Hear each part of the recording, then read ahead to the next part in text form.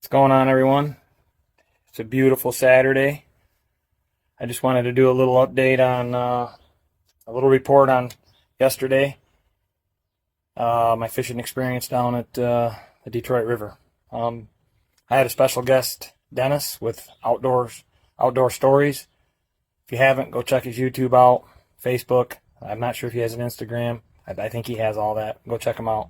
One heck of a guy. I had a great time, and I thank you, Dennis, for coming down with me and hanging out. It was a great time. But I wanted to show you. This is why we do this kind of stuff. Yeah, it's all walleye,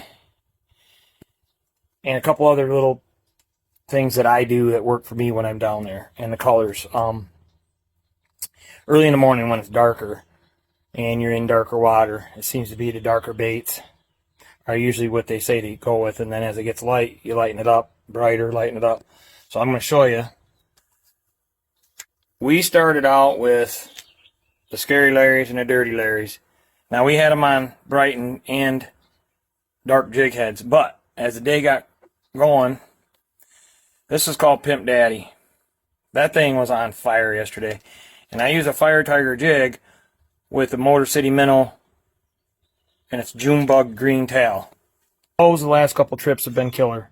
Those are Paradise jigs. You can find them go to paradisejigs.com or Paradise Jigs on Facebook. That's what I use, and I get it done. We picked those Scary Larry and Dirty Larrys up because they had dip net. They were like, get them, you know. And I think I caught two on Scary Larry. I think Dennis caught all his fish on the Dirty Larry. But when I switched over to Pimp Daddy from Paradise Jigs, it was game time. And then the Motor City Minnow. So, anyways, I use braided line, but I use a barrel swivel. Put monofilament on that, or fluorocarbon, 8-pound, because if you snag, you snap it off, and then retie.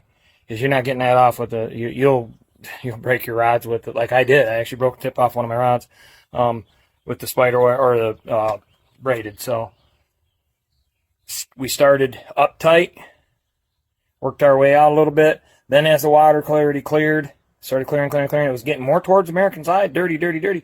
As soon as we got on the edge of that mud line, that clarity in the mud line, get right on that, it started floating and drifting and pounding the bottom of it. It was on. That's how we were doing it. That's how we've been getting it. Looks like I might be going back in a couple weekends with Chad. It's full on Pound Town. You can pretty much use anything. We did tip them with minnows. The first two we caught were no minnows, and then I put minnows on, and I was nailing them. So that's what worked for us. That's how we do her.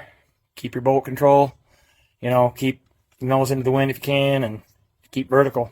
And it was full on Pound Town, busy, but it's an easy time to catch them. Hope you all have a great weekend. Take care. Michigan Outdoors Report coming at you.